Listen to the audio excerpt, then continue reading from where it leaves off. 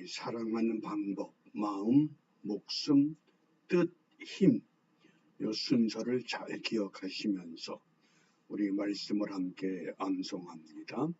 내 마음을 다하고 목숨을 다하고 뜻을 다하고 힘을 다하여 주 너희 하나님을 사랑하라. 아멘. 마음, 가슴에서 시작해서 목숨, 목으로 올라와서 뜻, 머리에서 그 다음에 손을 뻗쳐서 힘을 다하여 주 너희 하나님을 사랑하라. 어떻게 하나님을 사랑해야 하는가? 오늘 읽을 말씀이 고린도전서 4장부터 6장입니다. 특별히 고린도 교회가 분쟁의 불씨가 있었기 때문에 어떻게 하면 분쟁을 해결하느냐? 분쟁의 원인이 무엇이라고 했습니까? 십자가 중심, 복음 중심이 아니라 사람 중심이었다. 오늘 이러한 배경 속에서 무엇을 묵상하느냐? 고린도전서 6장 17절입니다. 아주 짤막한 말씀입니다. 주와 합하는 자는 한 영이니라. 주가 누굽니까? 예수님, 하나님, 성령님. 주와 합하는 자가 한 영이 된다. 우리가 그 촉매라고 하는 물질이 있는데 이 촉매가 두 물질을 서로 합하는 역할을 감당합니다. 그러면서 촉매라고 하는 이 물질은 변함이 없습니다. 그러니까 주와 합하는 자, 거룩하신 하나님, 말씀이신 예수님, 보혜사가 되시는 성령님, 그 하나님과 사람이 어떻게 하나가 되느냐? 거기에 중요한 촉매가 필요합니다. 그 촉매를 우리 예수님께서는 내가 아버지께로 가면 너희에게 보혜사 성령을 보내주실 것이다. 보혜사 성령을 통해서 우리가 항상 하나가 될 수 있음을 말씀합니다. 따라서 성령의 기능을 우리가 단적으로 표현하면 촉매 역할이다. 사람과 하나님을 결합시켜 줄 수 있는. 그러면 성령이 어떻게 사람과 하나님, 사람과 예수님을 하나로 묶어내느냐? 우리 에베소서 4장 1절부터 4절 말씀입니다. 그러므로 주 안에서 갇힌 내가 너희를 권하노니 너희가 부르심을 받은 일에 합당하게 행하여 모든 겸손과 온유로 하고 오래 참음으로 사랑 가운데서 서로 용납하고 평안의 매는 줄로 성령이 하나 되게 하신 것을 힘써 지키라. 성령이 하나 되게 하는, 주와 연합하게 하는, 누가? 성령을 통해서. 왜냐하면 몸이 하나요 성령도 한 분이시니 이와 같이 너희가 부르심의 한 소망 안에서 부르심을 받았느니라. 사도 바울은 이 고린도 교회의 분쟁을 놓고 기도하는 가운데 왜 교회가 사람 중심으로 분쟁을 일으키느냐? 나는 바울파다, 나는 게바파다, 나는 아볼로파다, 나는 그리스도파다. 이렇게 분쟁하게 된 원인이 무엇이냐? 그 원인을 사도 바울은 사람이 세 종류의 사람으로 구분하면서 나는 어떤 사람이냐? 나는 어떤 존재냐? 자기 정체성을 밝히라고 말씀을 합니다. 따라서 고린도전서 2장과 3장에 보면 세 종류의 사람을 우리에게 말씀합니다. 첫 번째가 육에 속한 사람. 육에 속한 사람. 이게 쉬운 말로 하면 예수를 믿지 않고 성령을 거부하는 사람.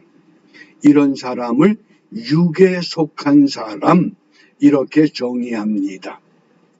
그 다음에 두 번째 육신에 속한 사람. 육신에 속한 사람은 예수를 믿긴 믿습니다. 교회 공동체 안에 들어와서 신앙생활을 부지런히 하긴 합니다. 그런데 또 세상에 나가면 세상 것이 너무나 좋습니다.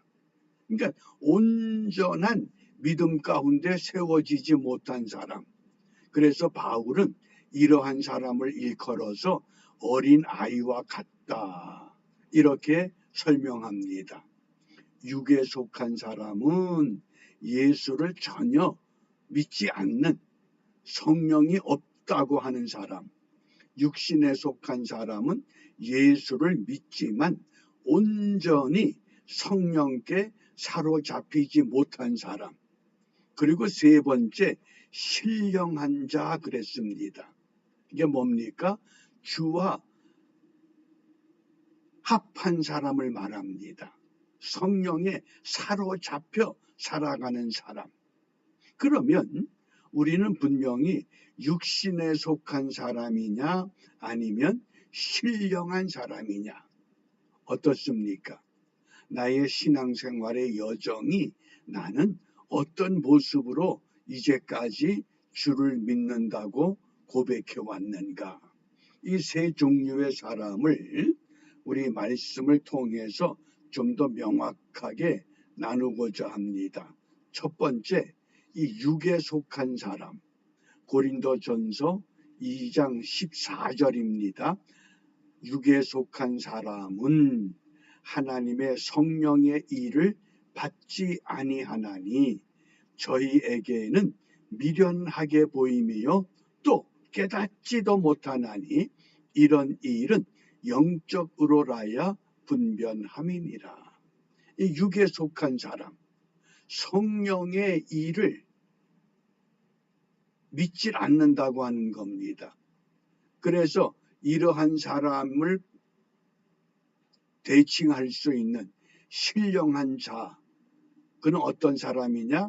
이건 우리가 완전히 거듭난 사람이 아니라 지금 이 고린도전서 2장 14절 15절에서는 육에 속한 사람은 구원받지 못한 사람, 신령한 자는 구원받은 사람, 이렇게 구분을 했습니다. 그리고 이어서 이제 고린도전서 3장 1절입니다. 형제들아, 내가 신령한 자를 대함과 같이 너희에게 말할 수 없어서.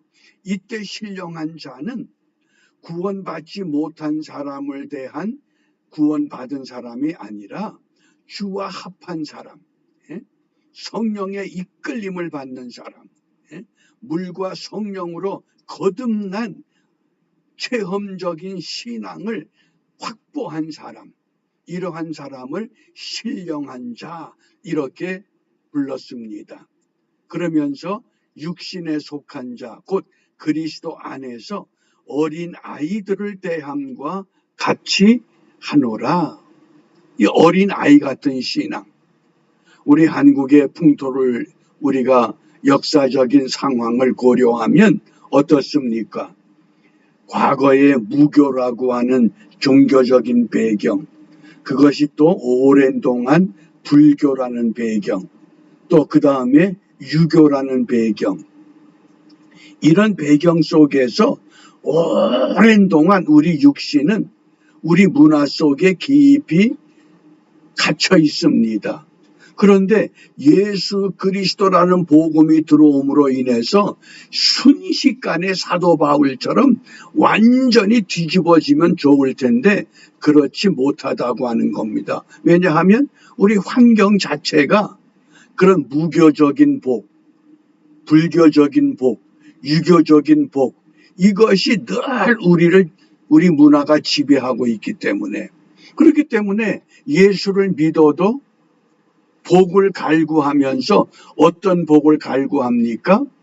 예수님께서 말씀하신 팔복의 개념보다는 이 땅에서 무병장수하고 입신 출세하고 이런 이 전통적인 문화 속에 얽혀진 복, 마치 그것이 복이라고 착각하며 살아갑니다.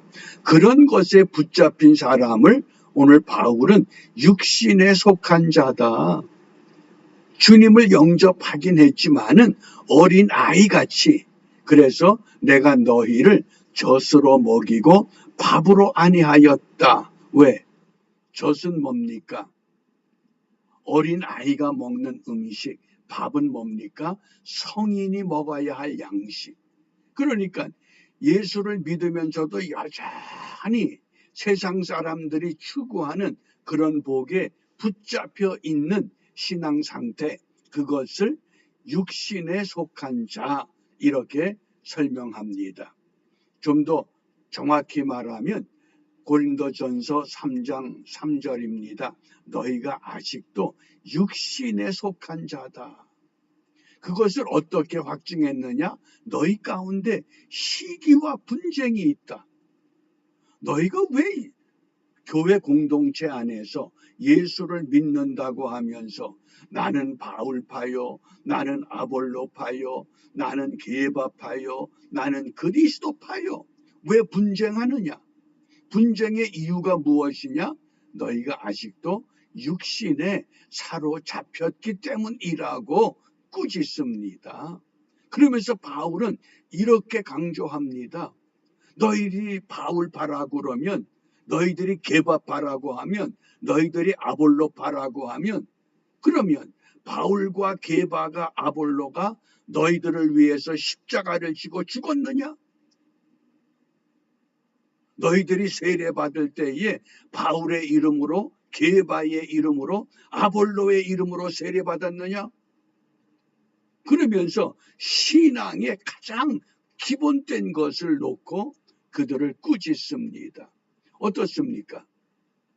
내가 장로교기 때문에, 감리교기 때문에, 성결교기 때문에, 순복음이기 때문에 우리가 자꾸 그런 교단과 교파를 가지고 우리가 분열하고 있습니다. 지금 우리는 분열할 때가 아닙니다. 나라의 빚이 얼마라고 그랬습니까? 4,632조. 이 한 사람당 이 빚이 얼마냐? 8,963만 원입니다. 그저 대략 한 1인당 9천만 원의 빚을 지고 있습니다. 그러면서 이념의 문제가 진보와 보수, 이게 지금 극에 달했습니다. 근데 왜 이런 현상 가운데서 여전히 지금 교회마저 분쟁하고 있다면 우리에겐 소망이 없습니다. 건국 대통령 이승만 대통령이 나라를 세울 때에 4가지 이념이 있었습니다. 첫째는 자유민주주의, 두 번째는 자유시장경제, 세 번째는 한미동맹, 네 번째는 기독교 입국론. 이때 기독교 입국론이 우리가 이 종교의 기독교 입국론이 아닙니다. 잘못 생각하면 불교, 유교, 다른 종교를 무시하는 그런 것이 아니라 이제까지 역사적으로 보면 우리가 이 어떤 종교가 기초가 아니라 미국에서 배웠던 기독교 윤리와 제도, 그래서 우리가 이제까지 무교, 불교, 유교를 통해서 확립했던 사회 질서, 그런 질서가 아니라 기독교의 윤리와 이 제도를 근간한 기독교 입국론, 그것이 이승만 대통령이 주장했던 내용입니다. 우리가 이제 이것을 다시 회복해야 됩니다. 교회가 먼저 앞장서서 이 나라의 빚 때문에 경제의 위기, 그 다음에 이념의 문제 때문에 이 국가의 정체성이 흔들리고 있는 이런 때에 과연 우리가 한 사람 한 사람 주와 합하는 자가 한 영이 된다. 주님과 합해서 다른 것이 아니라 오직 주만 바라보면서 믿음의 견고함을 우리가 회복할 때 분명히 오늘 우리가 무엇을 기도해야 합니까? 갈라디아서 5장 25절입니다. 만일 우리가 성령으로 살면 또한 성령으로 행할지니. 이제는 보혜사 성령의 도움만을 구하자. 성령으로 살면 성령으로 행한다. 어떻게? 신령한 사람으로 세워주옵소서. 한 사람 한 사람 오늘 바울이 그렇게 원하는 주와 합한 영이 우리가 되기 위해서 성령의 열매를 맺고 말씀 따라 순종하는 믿음으로 오늘 우리 맡은 이 삶의 터전에서 세상의 소금과 빛의 사명 바르게 감당하는 은혜의 한날이 되시기를 바랍니다. 기도합니다. 역사의 주인 되시는 아버지 하나님, 나라 안팎의 어지러움 가운데 주의 몸된 교회마저 세파에 흔들리며 쫓아가는 어리석음이 없도록 다시 한번 우리를 일깨워 성령으로 살면 성령으로 행하라 말씀하셨사온즉 우리 한 사람 한 사람 신령한 거듭난 믿음의 사람으로 세워주셔서 성령으로 열매 맺게 하시고 말씀 따라 순종함으로 우리의 미래가 어두움이 아니라 암흑의 장막이 아니라 빛의 소망을 향해 나아가는 은혜의 한날 되도록 인도하여 주시옵소서. 예수님 이름으로 기도합니다. 아멘.